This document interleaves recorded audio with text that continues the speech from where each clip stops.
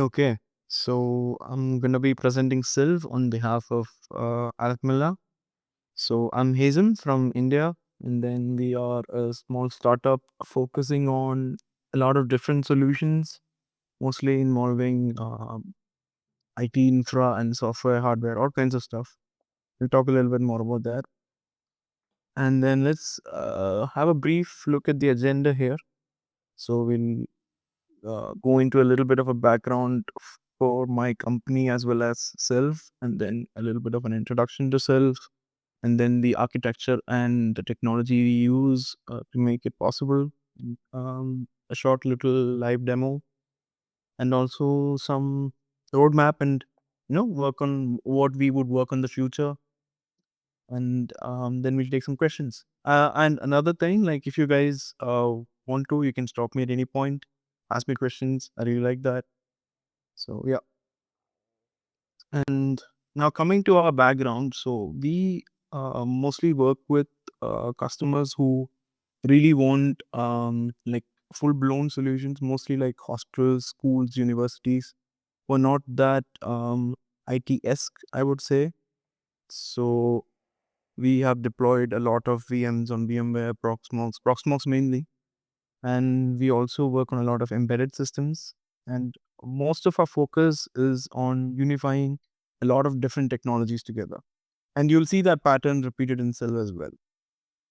And Sylve, funnily enough, started out as an excuse for me to not use Proxmox anymore. And I was always having small issues with it. Proxmox is great. Like whatever they have done in the last few years has been brilliant. But I really wanted a few things that I couldn't re-upstream to them because they are a really, really big project involving a lot of different tooling. And I kind of felt that we could make it a lot simpler. And another thing is the fact that we initially thought of using something like Alpine Linux or OpenWRT as our base operating system. And a blocker for us was the fact that we really, really wanted like good ZFS integration. And on any Linux distribution for that matter, out of tree file systems, DKMS, all that stuff, and the inability to distribute binaries to our clients, that was a big no-no for us. So we chose FreeBSD after looking into a lot of other projects as well. And yeah, we have been very happy with it. And the unintended consequence of that was I was not really familiar with networking in FreeBSD. And surprisingly, it's much simpler than Linux. Like for some odd reason, people in Linux land keep changing the tooling that I like and I use, and that's no fun. So in FreeBSD, it's a lot more stable in that way as a user, I would say. And another thing is the fact that updates on anything, a Proxmox or whatever, just bare metal KVM or whatever it is, was always kind of spray and pray. And I really didn't like that feeling of, okay, updating from Proxmox V7 to V8. I was like, okay, I hope it doesn't fail. I hope it doesn't fail because we had a lot of instances where there were small glitches here and there when updating. And I remember from my past users previously, like previously 12 or 13, updating between them was like a normal thing, just like, an everyday task. And I felt like, okay, instead of building our own appliance, it will be much easier if we just let that work be done by somebody else. And that's a little background into that. And once we picked the OS, we started looking a little bit into the foundation, and we noticed that they were accepting proposals of all kinds. We already had like a rough thing written for ourselves.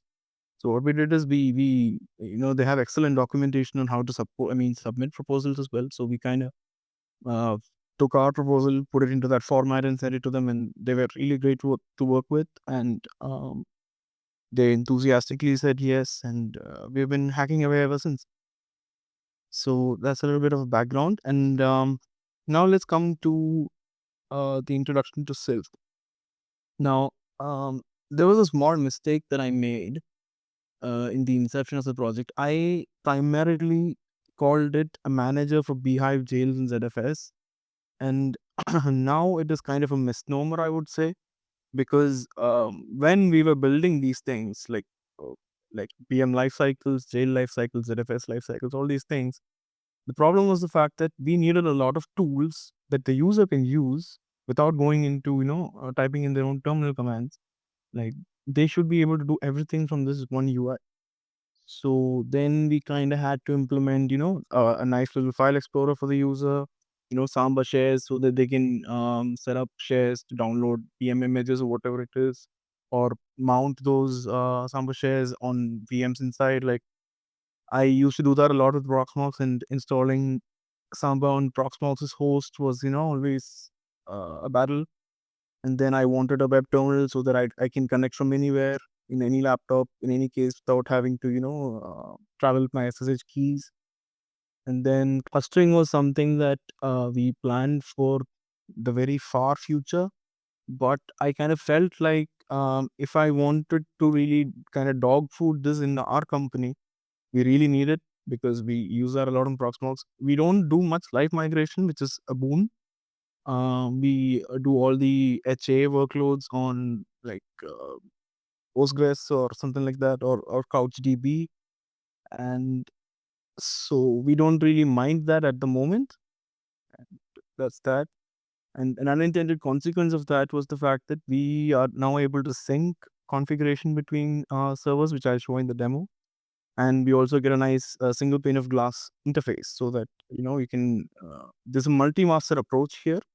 So multiple nodes can manage each other from their own web UI. So you kind of have to open only one HTTPS port. You can access all the others, which is really cool. And while I was creating VMs, I noticed that I was going into the terminal over and over again to download ISOs for Linux or FreeBSD or whatever it is, or Windows even. And it was a pain. So what we did is we kind of implemented a little torrent client and an HTTP downloader as well, with like progress and all that kind of nice keys. And that was really cool because now the whole thing you can do without going anywhere else. And network management, as I said, like, we plan to do something similar to just very basic interface assignment and things like that. But then we discovered bridges and e-pairs for jails and all that kind of stuff, and it was really interesting. And our integration with libvirt makes configuration a lot simpler as well for bridges and things. So yeah, we'll get into that in the demo. And the foundation actually was mainly interested in, or at least the proposal I submitted, as I said, was mostly for Beehive jails and ZFS. All these things we just kind of winged it, I would say. And then iSCSI support, DHCP server support, the firewalling things are just all things that we would like to see. I will say why we need them as well in the demo. So before that, let's go into a little bit of the architecture and technology behind Sylve. So a lot of people, especially in the VMware or Proxmox space, they kind of go with something that is, I would say, simpler, like PHP or things like that. Mostly like I would I don't I wouldn't want to say things of the past, but it is not. I don't think it is meant for tools like these, because they really start to show their inadequacies, especially when a user is interacting with them. I still have like nightmares of seeing infinite loaders and things like that on Proxmox. And I really, really dislike that. I wanted things to be as fast as possible, and I wanted it to be easy to deploy with the concurrency in mind and things like that. And Go is really fast, really simple, and extremely reliable. Um, and concurrency and error handling, even though it gets a lot of flack, the error handling especially is really excellent, and it is very minimal to build. And, another thing is excellent compatibility with C. So I avoid shell commands like the plague. I try to not do it as much as possible. And to that effect, for PCI pass through and interface configurations, we wrote our own like small little C helpers that binds with our Go code. So we kind of have this glue code in between so that we don't have to issue fconfig or PCI-conf every time we need to do something. So we wrote all our little helpers in C, which we can really easily call from Go. And then another thing is we implemented the APIs in Go. So the front end is a completely different stack. So it is in no way related to the API, like apart from connecting. And then we initially thought of going with React or something, and like kind of industry standard in that way. But React, I felt like had a lot of technical debt at that point. I'm talking about like 6 months ago, and it is still evolving, I feel like. And Svelte seemed like a more modern approach to it, and it is extremely fast. It doesn't have any overhead like a virtual DOM. If you guys know about it, it is without any bloat, and we can pick and choose what we want. And the reactivity system, all that kind of stuff is really cool. I can showcase that in the demo. And we go for simplicity first. So that's a big thing. And Svelte kind of fit that mental model for us as well. And another big fact was there are a lot of new frameworks that come and go, but the fact of the matter is if they don't have proper corporate support or things like that, for better or for worse, they kind of die out. And Svelte, since the very beginning, was sponsored or supported by Vercel, which is really big in the hosting space. And they're used by like large companies like Apple Music and things like that. Apple for their Apple Music interface, last I checked, and it's really great. It's cool. And we, after doing some really quick GitHub and paper math, I figured out that we might be the third largest open source Svelte 5 repository, which is kind of crazy because it didn't feel like it when writing it. It's been a pleasure to work with. And yeah, so I think now we can go into the demo. Any questions so far? Okay. So let me just take my first note here. So this is kind of like my little home lab that I set up for this presentation. I have these two nodes here. I purposely picked two nodes because I make a lot of people mad because it's not really a cluster then. And the thing is, it is true that without three nodes you can't make a quorum. But we know that users are gonna do this anyway. They're gonna try this out. They're gonna break stuff.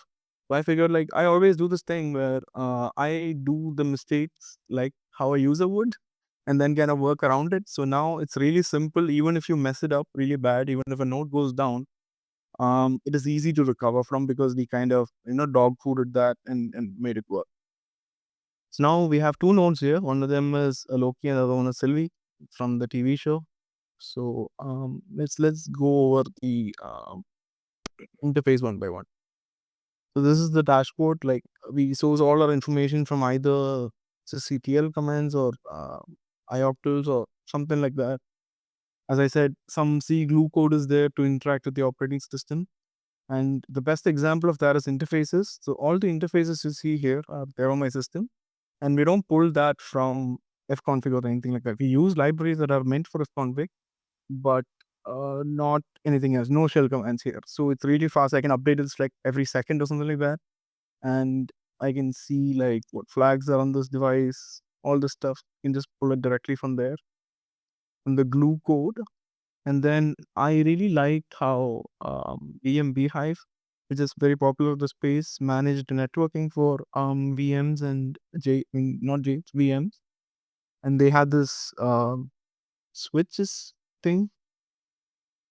I got a question on Netlink to it. I'm not using Netlink yet, but sorry, I got this question on Zoom. I'm just answering that. Question is, are you using ioctl and routing sockets or Netlink to inspect the network state? Right now, I'm not using Netlink, but we really plan to because I think that's kind of the future. We're using ioctls and routing sockets now. So yeah, coming back to this, we have manual switches, which is basically like bridges that you can import into Sylve, kind of like how VMBI does it. And we also have standard switches where you can kind of make your own little switch and assign IP addresses to them or run DHCP over them, SLAC over them, whatever it is. And you can pick any port from within the system you like, and then let's make it happen. So this switch here is a private switch. Private in the sense is not connected to any port. I just connected to this VM, and then the VM makes like tap interfaces to interface with them, and that is handled beautifully by NibWord.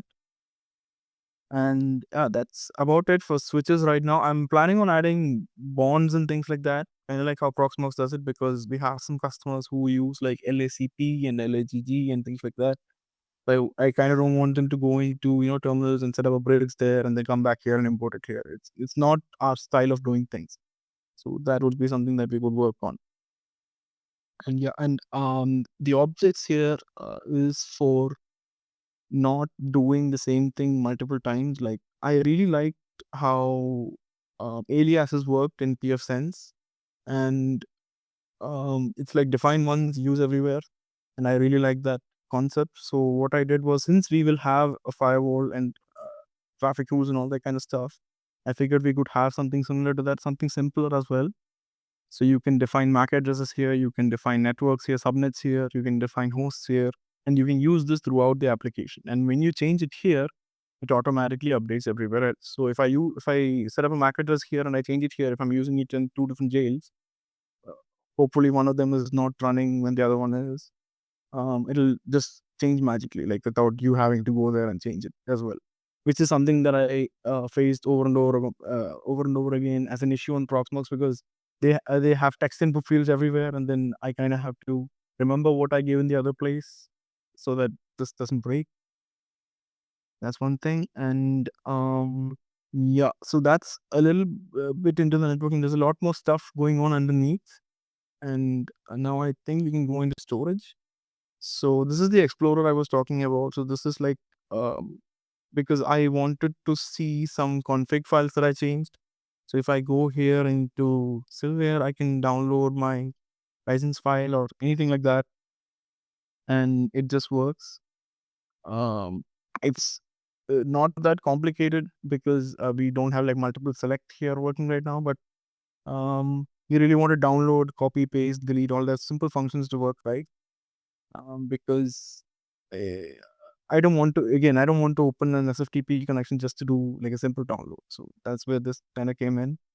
And then when we go here, you can see disks, all the disks in my system. I got this SSD unit that is not used at the moment. So what I was planning on doing was, let's create some partitions on this disk and then make a ZFS pool on it so that I can showcase a little bit of the features. Now we can initialize GPT on it, and then let's make some partitions. Let's make this 8 gigs, um, gigs, 8 gigs, 8 gigs, 8 gigs. So now we have 5 partitions. We save them and they show up here. So now what we can do is we can actually use these partitions as disks so that we can set up a nice little ZFS pool with like different kinds of uh, RAID configurations, Z-RAID configurations. So we go into pools now, and when we click on new, you can see that we can have any number of VDEVs as we want.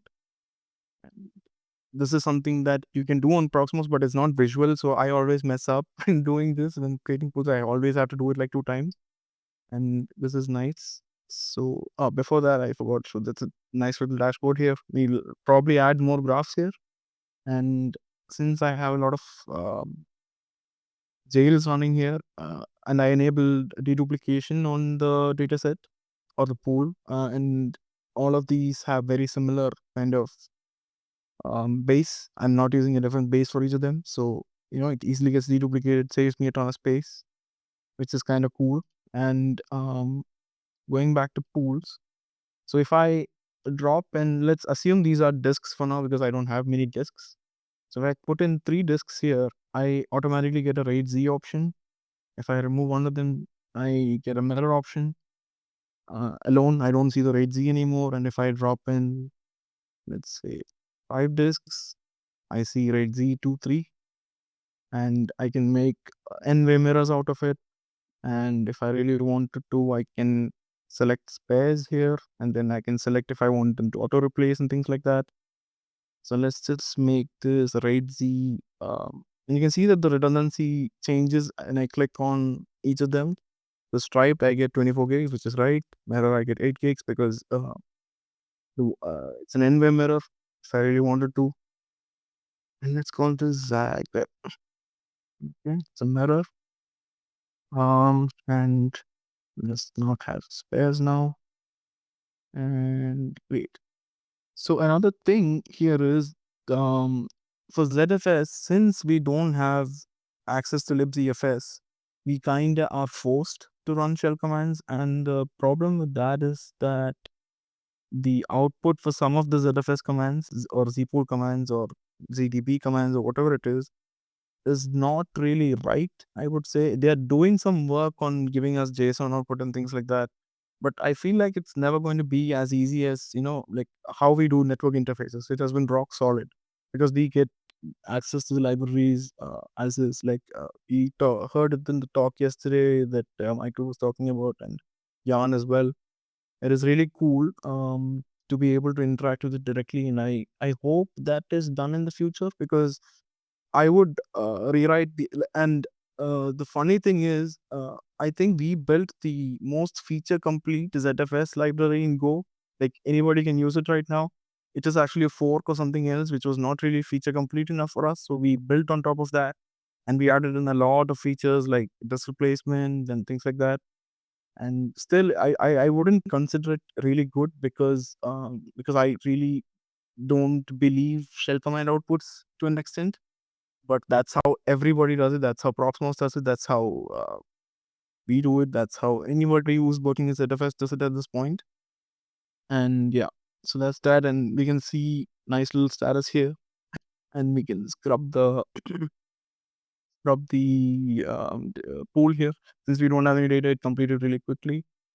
Status scrub on this one, and you can see that it shows a nice little progress indicator. And that is all running in the background. You don't have to stay there in the UI, so the state will persist. Come back here, you can still see it moving, which is really cool. And then yeah, so now you can scrub it again if you like. It auto disables the button so people don't click it over and over again, which is something that I've done in Proxmox before, and it has caused issues. So kind of let not people do that. And then coming to datasets, yeah, you could replace this here. I hope it works for the demo. Yep. I'm not sure. I have never replaced disks using the UI on Proxmox. I'm just too scared to touch it. um, yep. Do you handle disk replacements? Yes, we do. We do. We just replaced one disk here now. Let's do one more disk replacement. Let's replace it to P3. So you can see that P3 is new, P4 is old. It's doing the replacement right now. Yep, it's replaced now. Now it's 3, 2, and 5. And yeah, it also supports like status fork replacement. You can see that there was some resilvering happening because I replaced the partitions. I mean the disks, which are partitions. So yeah, that's about it for the pools section. There are some other nifty features like we support some more options here, which I think would be useful for users. But Proxmox kind of gives you only a shift and I think trim, maybe auto trim. And good thing is that implementing more properties here in the advanced section is not that difficult. It's like a 2-minute task. So if anybody wants, like, if we find that there is a requirement that users can actually use it, we would add that in like 2 minutes. Uh, And the backend supports all properties by default. So if you're using an API to interact with Sylve, it's already done.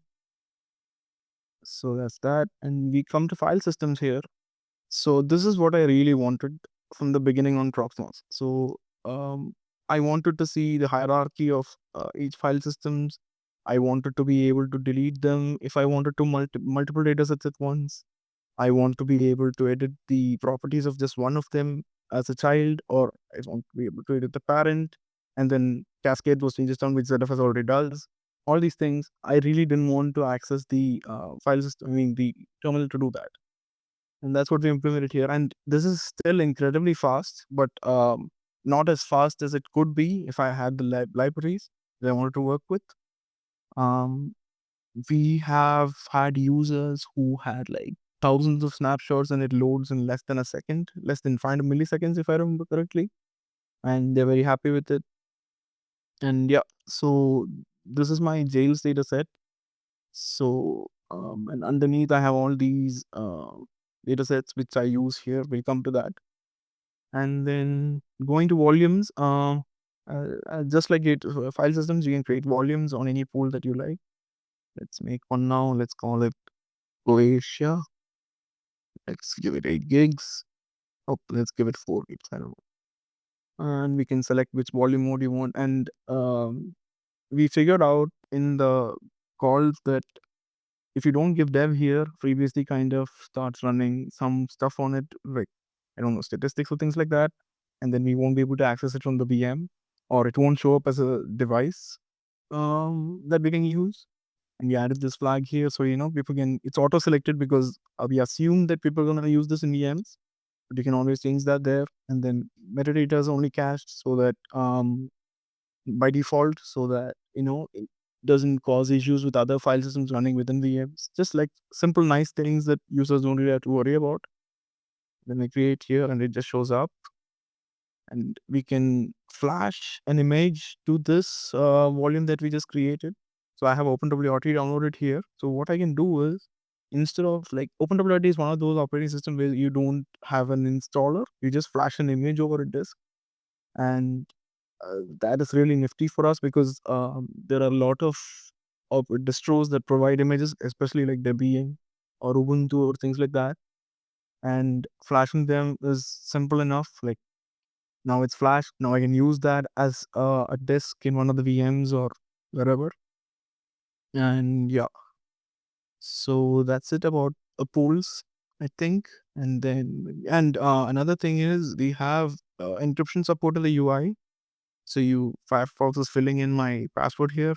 But if I click here and then you generate a new password for you, it does all the handling for you. So you don't have to worry about that. Backs it up into somewhere in the file system as well. Yeah, so that's that. And then coming to snapshots, I had this job running since yesterday. So we support like instantaneous snapshotting, like where you can just snapshot at will. Or we also support interval. I don't know if that's a word. Um, snapshots where you can specify either a cron expression, or you can select a simple interval from here, which I like to do. And then you can see that I'm snapshotting PostgreSQL every hour. And I gave it a prefix Postgres hourly. And then it generates this nice little string at the end so that all of them are unique. And yeah, so that's about it for snapshots. Like, you can select any pool that you like, any data set you like. It supports volumes, it supports file systems, all that kind of stuff. And then you can delete multiple snapshots together. So let's delete these. It's gone. And yeah, so that's that. And then coming to Samba. Sorry. Good. When you know you have a QSDM, We should be able to, in the next few hours, I can add that in. thank you.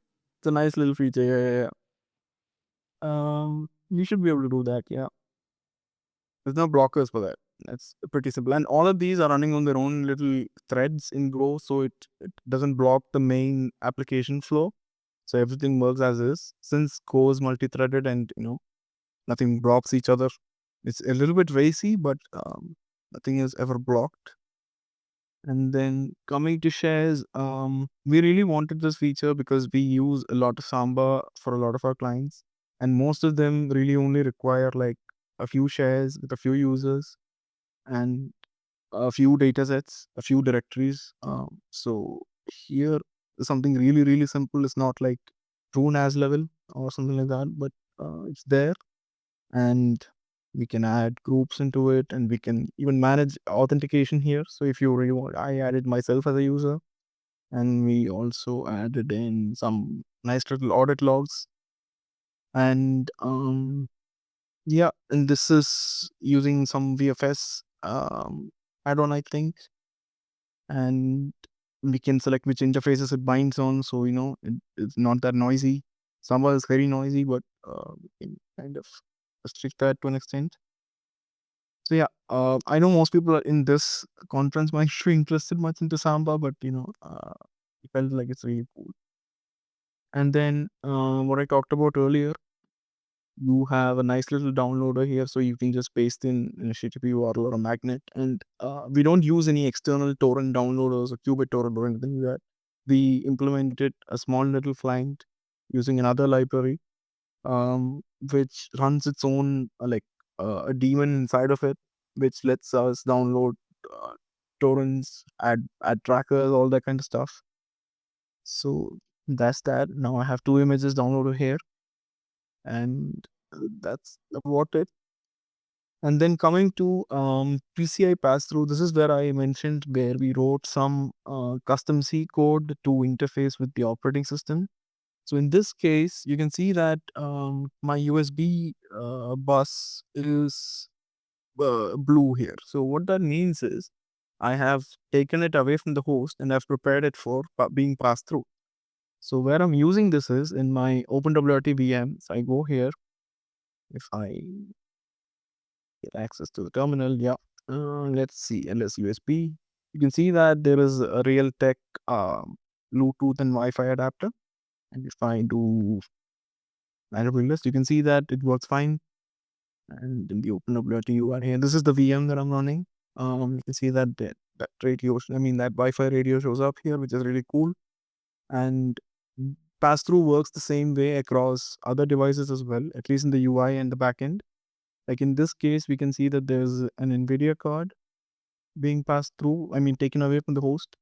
And I passed it through to the Windows VM here, but I was having issues, so I kind of strayed away from the demo for that. But we'll try doing that maybe towards the end. So yeah,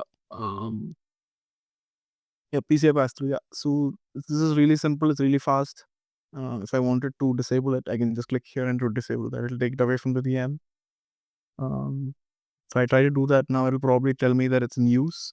Yeah, so I can't remove that. If I stop the VM, then take it away, it's fine. So that's that. Any questions so far?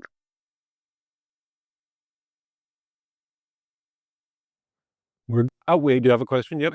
Can you also pass through serial ports? Question: can you pass through serial ports?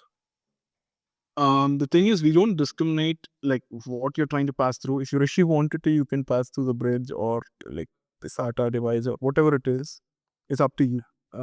If it works or not, it really depends on Beehive and the underlying stuff. We have tried passing through USB, graphics cards, and hard drives, especially a lot of hard drives, and NVMe storage. Like we have tried those. We have not tried serial yet. But fundamentally, it's PCI devices, and if it happens to be the serial interface, great. Yeah, exactly. We have another question. How straight works? It works. How does what work? There was mention of that. Okay, so when the time is right, describe what it does and does not do for clustering. Okay. We support at the moment we support adding storage configurations. I would say this is mainly for the fact that we wanted to back up VMs, kind of like how Proxmox does it to PBS, but we didn't want to write something like PBS yet. So we have S3 and directories already now, and in the next few weeks we are implementing periodic or whatever kind of backups you want from each of the VMs and jails here. So that is the first kind of implementation that we'll be using clustering for. So the thing is, the way how Proxmox does it, like I think I'll explain that a little bit. So they use something called CoroSync. It's another application that manages this stuff for them, and we really didn't want to add that dependency on CoroSync. We kind of wanted to do something else. So we use something called HashiCorp's Raft library, and underneath what it does is it runs an SQLite database which has config stored within it. So what happens is when you hit some endpoint that is cluster specific, like creating a VM is cluster specific now. Like you can select which node in the cluster you can choose. That is possible. Or if you wanted to, you can add things that are within a shared storage, I would say, a shared config base. That's what we built right now.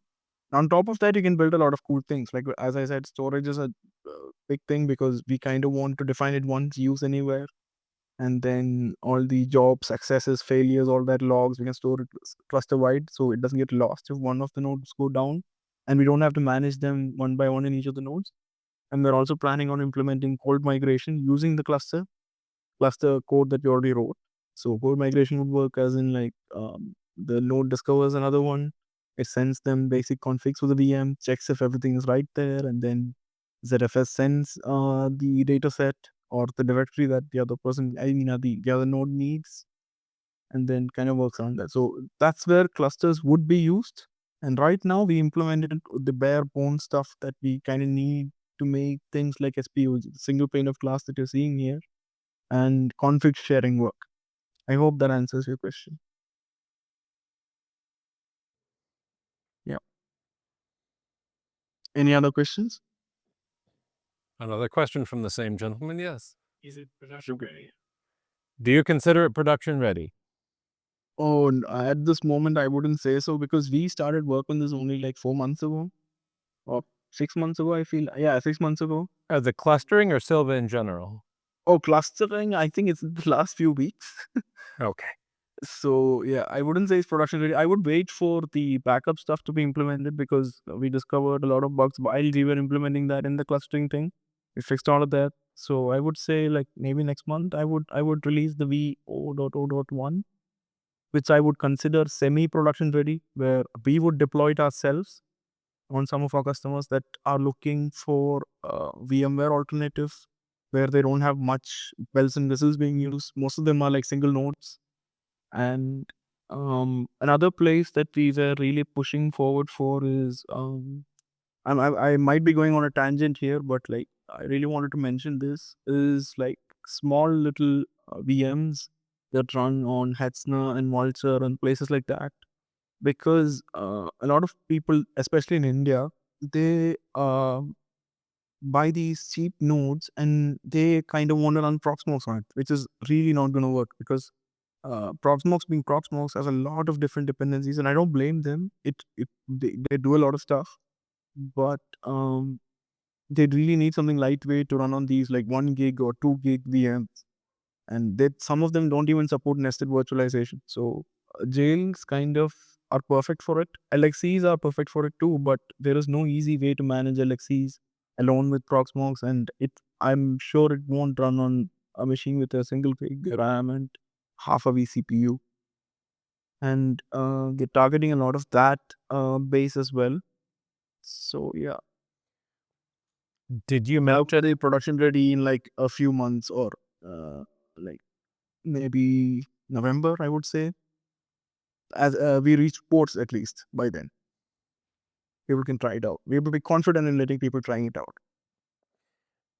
did you mention ARM64 in the Hetzner and Company? Did I hear you right? Yes. That's another thing. Yeah. ARM64 VMs are really, really cheap, and they are really, really nice because um on places like Hetzner, what I've noticed is that people have this dislike towards ARM. I don't know why, because most of their workloads will run on ARM anyway, and they choose not to use it. And it ends up where in a situation where people like Hetzner, they over provision AMD 64 hardware, but like the ARM64 clusters are like not used at all. So you don't have any noisy neighbors on ARM64, and they're really cheap because I don't think there's that big of a demand yet. And Sylve works perfect on those machines, and they have been great. I tried it out a few times, and jails work great as well. It's really, really lightweight. A Sylve uses maybe like 128 megs of RAM at most if you're using like multiple jobs, heavy clustering, like 10 different nodes and things like that. Even then, the memory footprint and CPU footprint is really, really small. And since it's all contained, you kind of get the advantage of not having to install many dependencies as well. So that's that. We have some build issues on ARM64, because of a dependency that we have on the front end. But that doesn't really matter to the end user because they're gonna be packaging it up with Go anyway. So yeah, that's that. So if you're looking at these VPS services, does this mean you might have a headless sort of command line version, or purely use the GUI? Oh yeah, definitely the GUI. The GUI is so lightweight, like the entire GUI strips down to like maybe 3 MB. That's cool. And which is delivered to the client. So it really doesn't make that much of a difference shipping only the GUI, only the CLI versus the GUI. Two questions. Like if they like for GUI, if they wanted to use CLI tools, why not just use LXCs? The whole point is this is a new market. I think that nobody is really looking into, especially in countries like India, because I've noticed this a lot where there's a lot of these small nodes being sold. VMs being sold, but people kind of give up on them because nothing really runs on them properly. I think this would be a nice little solution to that issue. And Hetzner has images for FreeBSD as well. That I don't think it's like officially supported, but like community maintained, which is still pretty good. The latest ones are there. So yeah, and since we are not like our own distribution, we don't have to worry about having to get people like Hetzner or DigitalOcean or Waltz or whoever, or Contabo is really popular in India for some reason. All of these folks, they can just run FreeBSD and then install this on top. And it's pretty simple to configure as well, at least the initial setup. So that's that. Okay. Wondering from dev viewpoint, and I really love the various design decisions. But when it comes to testing, I especially automated testing, I'm wondering if there's already plan to basically incorporate the whole executing something on the GUI, it goes to the back end and then interacts with ZFS, for example. I would be really interested how to test something, maybe in an automated manner. There's already some ideas from the team. So I don't know if you could hear that, but the question is, what does automated testing look like such that something at the front end can push its way all the way down to ZFS and work it and go full circle to make sure you're genuinely testing it, perhaps? Mm-hmm. So the thing is, since the front end and back end are so well separated, like we don't consider the front end something that is even noticed by the Go backend at all. It is just the user of that API. So we only really have to test the back end of things, because if the API is stable and battle tested, the front end can only do so much because they are connecting via the REST API, right? So, and we put in guardrails wherever we can, as we saw in the PCI pass through stuff and things like that. Which, if you try to do this, it's not that the UI fails, it's that the backend fails and tells the UI that, okay, I'm not going to let you do this. So, when you test for things, you kind of have to only test for the backend part, right? Does that answer the question? No, maybe because there I would see the similar issues if you test it automatically, because just getting, for example, a state where you know something will positively fail and is repeatable, I would think this require some infrastructure or something like that.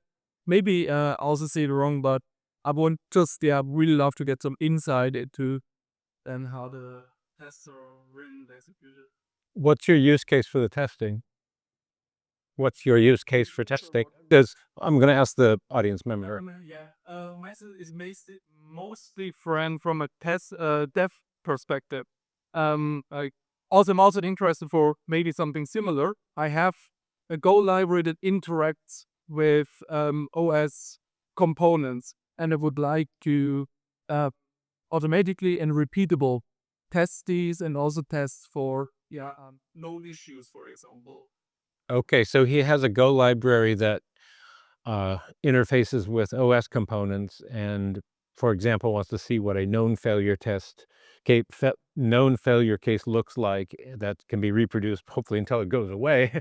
And It sounds like perhaps you have something that might benefit from this API under the hood, if I'm reading you correctly.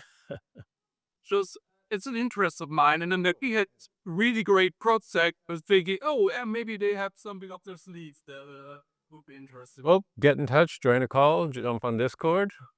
Yeah, we really did some work on if I get the question right, we did some testing with a lot of mock interfaces in Go. You can they have their own little testing suite that you can use, which we depend on for some of our packages.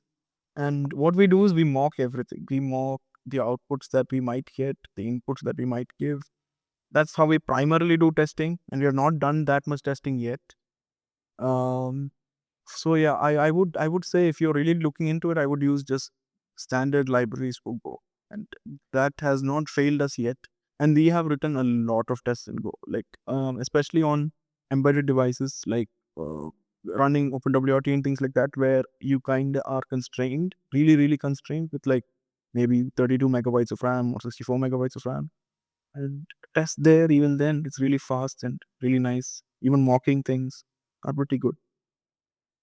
And I'll just speculate that testing is a great way to get involved and be a hero. Just saying. Oh yeah, that's another thing. Yeah, true. If I log into the FreeBSD host system and adjust something, would it be reflected from the GUI and vice versa? Which subsystems? Networking, anything? If I SSH on my VD host system, Yep. would it be reflected there and vice versa? The question is, if the administrator were to SSH into their FreeBSD host, would changes be reflected in the GUI? Would they break it, like was the case in, say, FreeNAS early days? Or what Okay, can and cannot one do safely through the host command line? that is an excellent question, and that is something that we have worked so much on. So ZFS and VMs to an extent support, like some sort, like you can do whatever you want with ZFS. Like if you change some properties or if you change some pool stuff, like anything that you want on ZFS you can do, because we don't change anything, that we don't add any special properties, we don't add any thing to our DB or anything like that. This is whatever you see in front of you is live from the machine. So if you, for instance, let's go here and z pool delete, was this the command? Z pool delete. Feature request, does the built-in terminal have font size adjustment? I could add that. What is the z pool command for delete? For what? Someone help me out here. Looking for destroy? Delete? Yes, yeah. So pool, Yeah. destroy. Destroy Zagreb. Destroy that. Yeah. Okay, so now we destroyed that pool. If we come back here, it's gone. There you go. Yeah. Cool. So ZFS is rock solid in that aspect, because I was really particular about that, and it was not easy to do, to not have any properties that are kind of, I wouldn't say proprietary, but like custom, that like maybe like how TrueNAS does it. But yeah, that's that. And the VMs you can add, I mean, since we use libvirt, you can obviously edit like.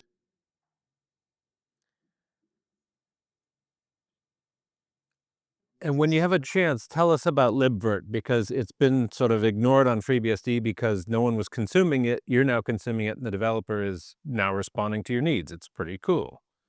Yeah, that's actually really cool. I didn't know that the Free Foundation was sponsoring this work until I saw his commits, which is really cool. So what libvirt does for me, at least, is provide structure. Like I really like the fact that I can bring my knowledge working on other, like stuff like KVM or KeyMem, for example, and they have support for that as well. So for me, it was one, the transfer of knowledge. I know exactly what XML specs work. I know what doesn't. I know how to give it. I know how to take it. All that kind of stuff. I don't have to relearn Beehive's config, which is not that big, but regardless, onboarding new people is much simpler. And the second thing is, I really like how they handle networking. I don't have to worry about making the VT nets or tap interfaces. I can just give that here, and it just works. I don't have to worry about bringing them up, bringing them down, things like that. And what else is there? And yeah, when live migration or when domain information like CPU, RAM, and things like that, I don't really have to run these commands myself and then pass the output and things like that. I can always just read it from the nice little tools that LibWord gives me, which is really cool.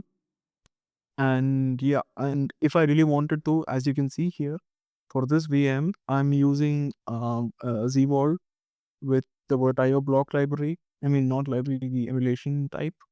And since I think libvirt supports that, but I wanted some more flexibility here in terms of assigning the IDs. What I did is I added them as extra arguments for the beehive command that libvirt runs for me, as well as the VNC thing here, because for some reason they were not supporting resolution or things like that. Maybe I don't remember exactly, but yeah, that's that. And then pass through as well. I don't remember seeing pass through being supported by libvirt yet on Beehive, so I can just add that here. So any Beehive config flag, I can just add in here without much issues. So three things: structure and the ease of use for networking stuff, and the extensibility with this little block here. Those are the three main reasons why I started using it. And for the future, I think when things like live migration like, is implemented and things like that, it'll become even more nicer because it will support those things by then as well.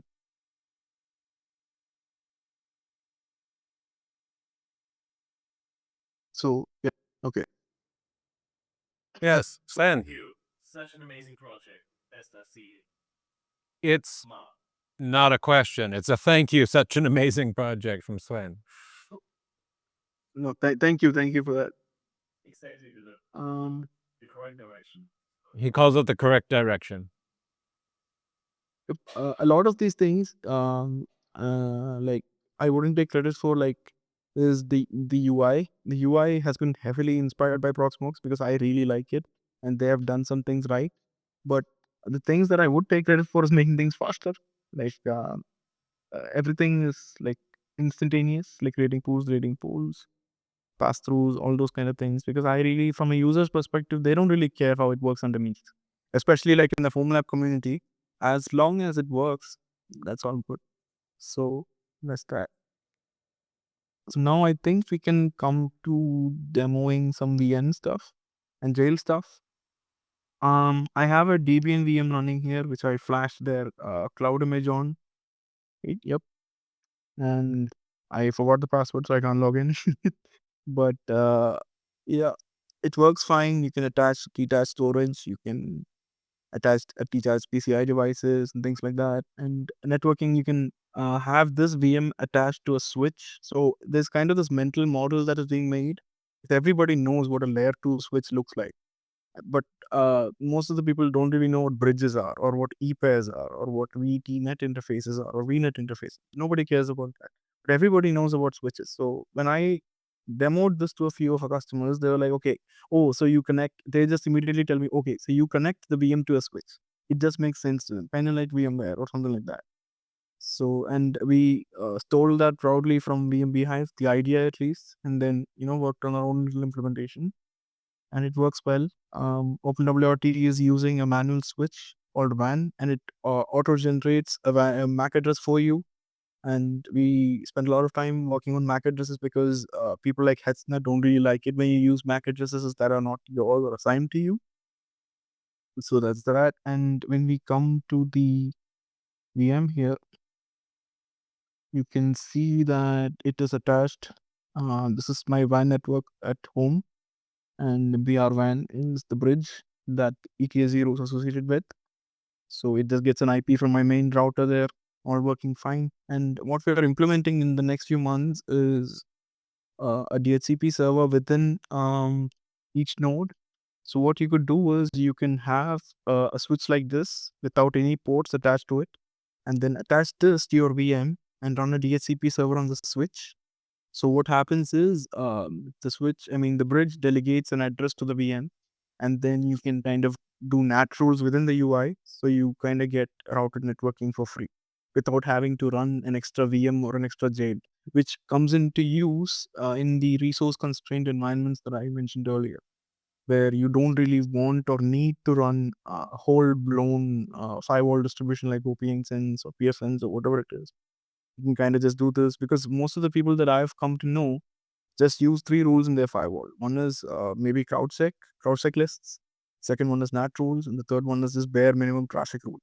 They're adding some stuff like GeoIP things, but mostly simple stuff and something to get them up and running quickly. So that's that, and I think um, so creating VMs are just as simple. You pick which node you want. It's giving us this option because we're in a clustered environment. We pick Loki here. We can, and when you click Loki here, what happens is all the options from here changes. So now you see they have only OpenWRT. Let's go into Sylve, and then it should change here. Oops. More question coming, and we do have the other presenters ready for the next slot. What's your question? Are they doing the SSH keys injection? Question from the audience: are you doing SSH key injection? Where? At which point? Point of creating a VM so that Oh. your SSH. Ooh. When creating a VM, can you inject a key into the either image or ZVol or something? I actually looked into that yesterday. As I mentioned, this Debian VM right here, right? What I did was I downloaded an ISO, a cloud ISO, okay, and I kind of flashed that onto my disk, hoping that they would have set a default password. I quickly realized that they don't set a default password, and you have to inject it like the gentleman just told us. So that will be something that we're working on because that's pretty cool and it's actually really useful.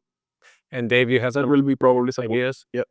So there's actually support for the Cloudnet sort of interface, Cloudnet, and on FreeBSD you had Eurobhyvecon, which is an in-base implementation of parts of that. And generally it requires you to either have a metadata server or to create a small BAX CD-ROM image. Got it. So Dave says there are a few options on FreeBSD. There's Cloud Init and then Nuage Init, which is in base, allowing for that. And you can have either a metadata server or a fat image to pull from. Yep. There are a lot Or of they ways do. to it. Yeah, Dave was right. Yeah. Okay. It's just well, that we have been hacking away at this for so long that when we get customer requests like customers like users and customer requests like these, we kind of look at it from a perspective of everybody involved, and then we implement as we can go. So a lot of these things we implement based on customer feedback. One of them is the downloader, the other one was PCI pass through, things like that. So yeah, keep them coming. Like you can join the calls, request your features there. We'll definitely look into implementing it. well, cool. Thank you so much. Let's thank Hizam and move on. Yeah. Så webwebbene samler opgøres. And There. Sorry, what was that? the demo was okay, I hope. It was fantastic. Yeah, now looking at the roadmap, the first thing that's on our list right now is completing the backup system because that's what we need for implementing it with some of our customers. And then, as I mentioned, the DHCP server and firewall management, simple stuff. And then, thanks to DCH, we have been able to work on that ports to get it into ports, which is really cool. So users can just package install it. And ISKC support is something that some of our customers wanted, and we'll be working on that. WireGuard is just because I love WireGuard and I want to do it. Then ZFS backups, we are still investigating things that we can use, some stuff that we like, some stuff we don't like, and then we figure something out for that as well. So all of these, I would say, would be in the master branch by maybe next year, mid of next year, which is what we're targeting. And that's it. That is my presentation, and special mentions for all of these folks listed here: Ed Mass and Joseph at the foundation. They have been great to work with. And Michael Dexter from CFT, he's been also really great. Jan for helping me with jail stuff. DCH for giving us insight on clustering and ports and everything else. And some of the users from our Discord who has been testing along with me and the folks at my company. So yeah, any other questions? Oh, yes, Mecca. There's once you get to the cluster backup, can you please consider here how it's called ZFS healing receive? Healing receive. Okay. There's a feature that you can send dataset snapshots to the other server, and this one gets corrupted. You take the old one back and fizzle. Well, yes, it's a More resumable strings, isn't it? Healing rather than resumable. Okay, so you will definitely receive some feedback and requests when it comes to the backup server, specifically the healing send and the reversed heal. Yep. We have actually looked into that extensively, and that's why I pushed it so far back in our roadmap, because it's really easy to do, but it's really difficult to get it right. So I figured we'll just get the feel for how customers would want it, and then kind of work our way around it. So yeah, but yeah, I totally understand why that would be needed. Yeah.